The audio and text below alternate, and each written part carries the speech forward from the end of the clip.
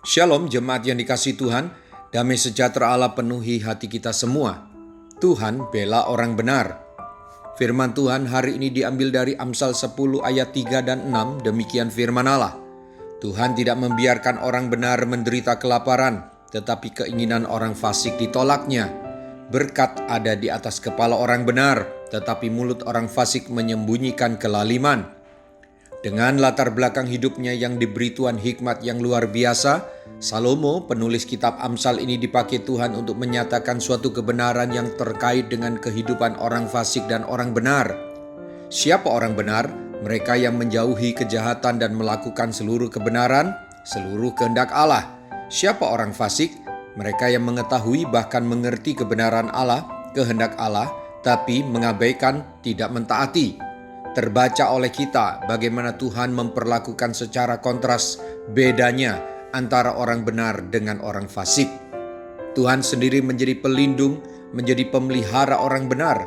Tuhan pula yang akan menjadi pemberi ganjaran kepada orang fasik karena Tuhan telah menolaknya. Ketika orang benar tidak dibela oleh Tuhan, maka orang fasik akan semakin congkak, kejahatan semakin tumbuh berkembang.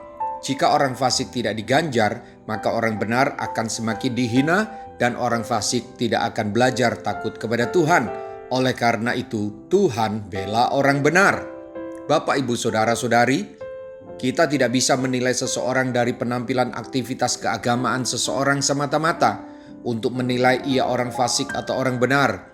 Dari buahnya, dari karakternya, dari responnya kita tahu. Terutama ketika ia ada dalam tekanan, merasa dirugikan sesamanya, merasa terhina, merasa diperlakukan tidak adil, ada dalam kemiskinan, ada dalam pencobaan. Kalau orang yang sungguh-sungguh hidup dalam kebenaran, ketika ia ditekan, dicobai, dihina, diperlakukan tidak adil, maka ia tetap akan mengeluarkan respon dan buah karakter yang baik.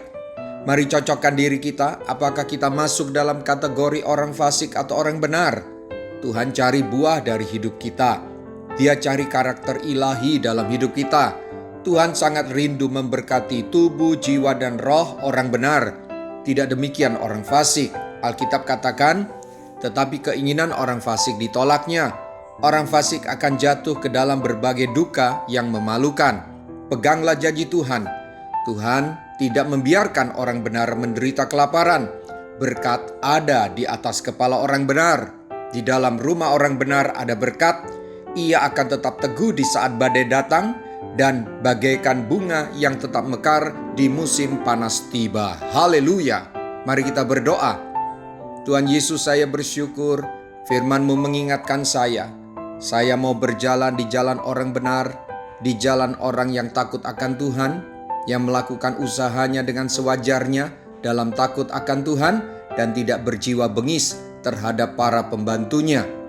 Jadikan saya saluran berkat kedamaian bagi banyak orang ya Tuhan.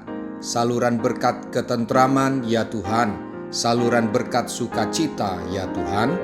Saya minta ampun kadang dalam saya meresponi hinaan, celaan, kritik, tekanan, perlakuan tidak adil yang saya terima. Saya merespon dengan respon yang buruk yang menandakan tingkah laku orang fasik. Roh Kudus, bantulah saya mulai dari lingkungan keluarga. Jadikan saya pribadi yang mencerminkan kehadiran-Mu ya Tuhan. Terima kasih buat firman-Mu. Terima kasih juga buat pembelaan-Mu, kepedulian-Mu terhadap orang-orang benar.